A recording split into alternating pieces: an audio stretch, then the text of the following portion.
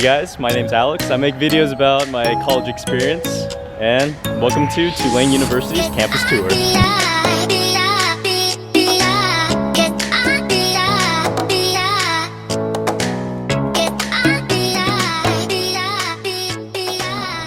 So hey guys, fun fact, I'm actually a tour guide at Tulane through the Green Wave Ambassadors, so I'm going to try keeping this as much of a tour as I can, but like an abbreviated version.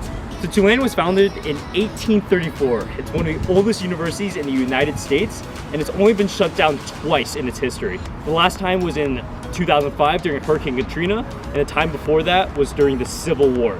So if that kind of puts into perspective how old the university actually is. So Tulane resides on St. Charles Street, and if you go about 4.1 miles east down St. Charles, you'll hit the French Quarter. And right in front of Tulane is Audubon Park, one of my favorite places in New Orleans. See a lot of videos of me running through there and just having a great time. And one street back is Magazine Street, and right on Magazine Street is the Audubon Zoo where I volunteer. So yeah, let's keep going. So this building right here is Gibson Hall. It's kind of our main building on campus, so when you Google Tulane, that will be the main building that you'll see on the Tulane's website. And over here is the Richardson Building. This is known as our School of Architecture. So when you're accepted to Tulane, you're actually accepted to all 5 colleges. The School of Architecture, Business, Liberal Arts, Science and Engineering, and Public Health. So let's say that you want to switch between majors, you want to switch colleges, you can do that within one day. It's a very simple process. You just talk to your major advisor and your academic advisor, and you can do it within one day. You don't have to apply into another college just like you would have to do at other universities. So throughout Tulane's campus, we have a lot of sculptures, and this one is one of my favorites for 2 reasons. One, because it kind of has a nice... I can't do this. So as you guys may know, Tulane is in New Orleans, and we have amazing weather, as you can tell right now in the middle of winter. So yeah, we have an outdoor classroom right outside of Norman Mayer, and yeah, so I took an English class in there, and it's just a great way to enjoy the weather and yeah, have a great class outdoors. So this building right here is the Richardson Building. Yeah, a lot of buildings on campus are named Richardson for some reason. We have like 4 of them. But yeah, this building has the largest lecture hall on campus. It can house over 200 students. Let's see if we can get in.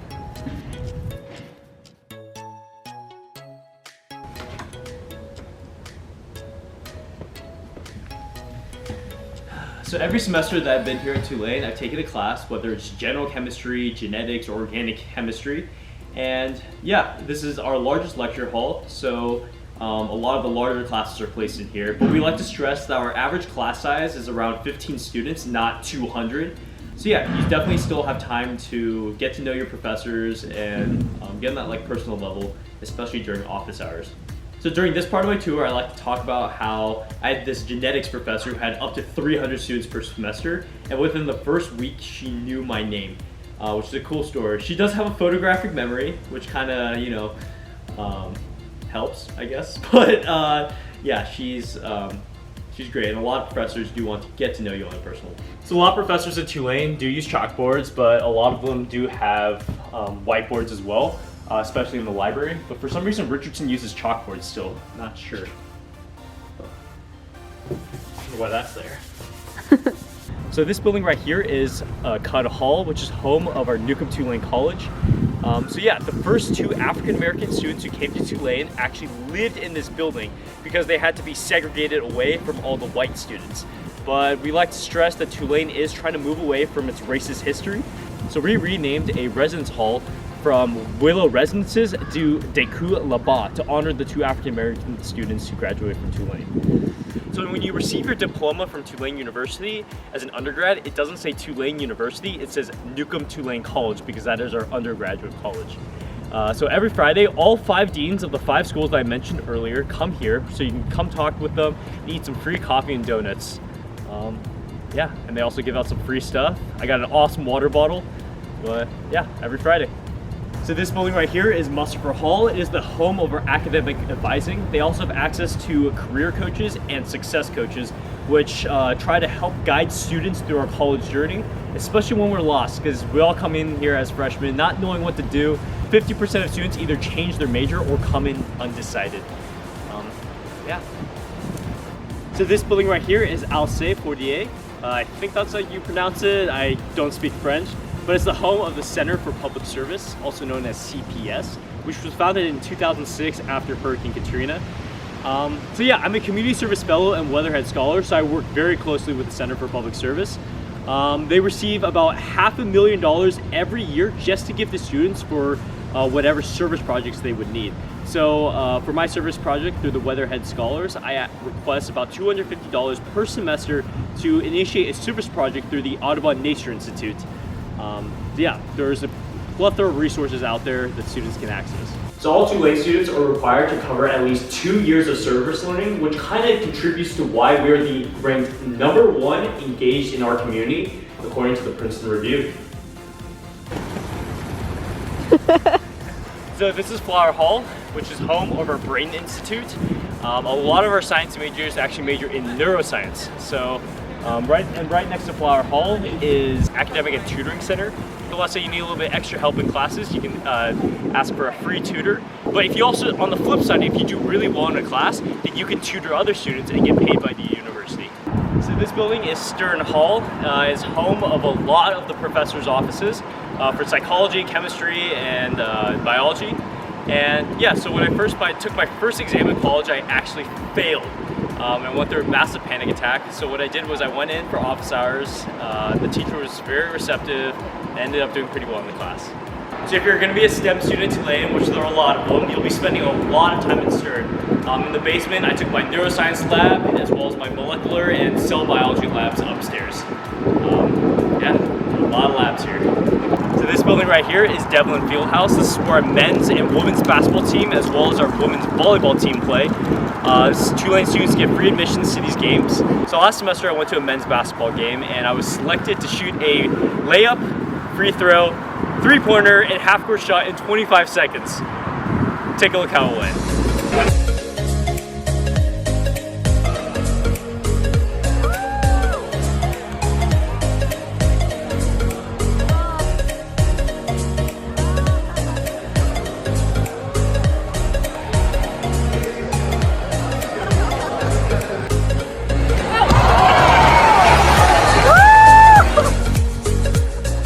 That we're walking down right now is McAllister. It's kind of like the main highway down campus.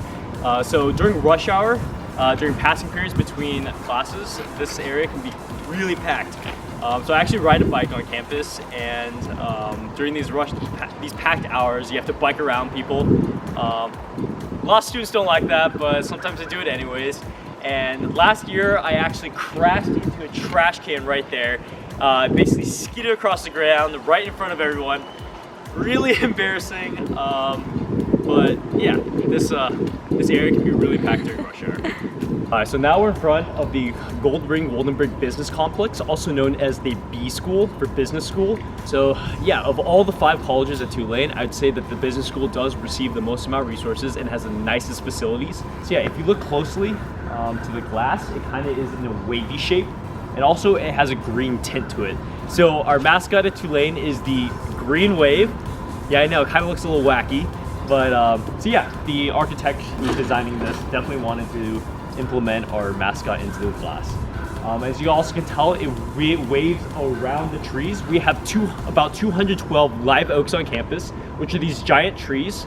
To give you a little bit of perspective, these things were still around, especially in Audubon Park, when Columbus came to the Americas. It's crazy how old these trees can get. Hello, my name is Matt. Yeah. Alex is a YouTube star. In the work. Yes, on the way. I saw my opportunity to get in this video, so I just want to say hello before it takes off.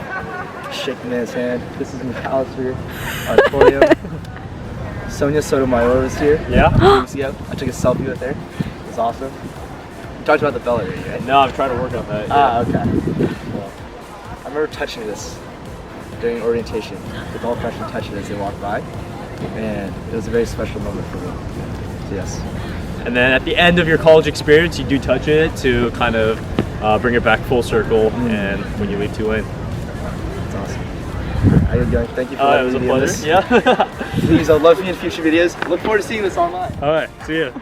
So this building right here is Newcomb Hall. It is the home of our School of Liberal Arts. I believe it was constructed in 1912. It's a pretty old building. So all students are required to cover at least their second level of each language. So I took my Spanish class in the basement of Newcomb. I also took an archaeology class. I know there's classics and other anthropology classes that you can take here. So this pretty much concludes my academic campus tour. I know it's a little bit jumpy, but for my next video, I'll be talking a little bit more about campus life at Tulane and the other different facilities that we have. So yeah, I'll catch you in the next one. Peace.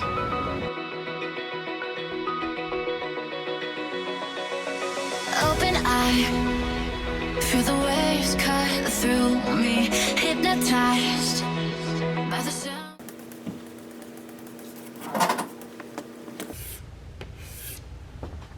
Oh, are you recording?